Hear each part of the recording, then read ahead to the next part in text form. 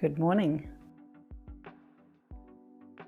Hedging against inflation is what makes me really love real estate even more.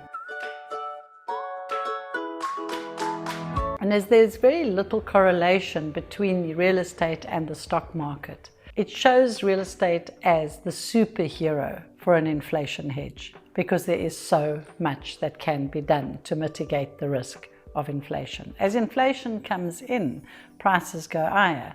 As inflation comes in, rents go higher. At the end of the day, there is an intrinsic value. Real estate is there. It's a tangible asset. Now, if you own real estate, and you have a mortgage bond, there are some wonderful ways you can move around with this. Firstly, you could fix your interest rate. This way you'll know exactly what your monthly costs are, and they're not going to run out of control. Also consider a Flexi bond, that you use your mortgage bond as a savings account, and that you're not having cash lying in some savings account and actually ending up being worth less day by day. So use your cash, put it into your bond, and this earns well for you in real terms. The real secondary superhero is that real estate can work for you. It is an income driver.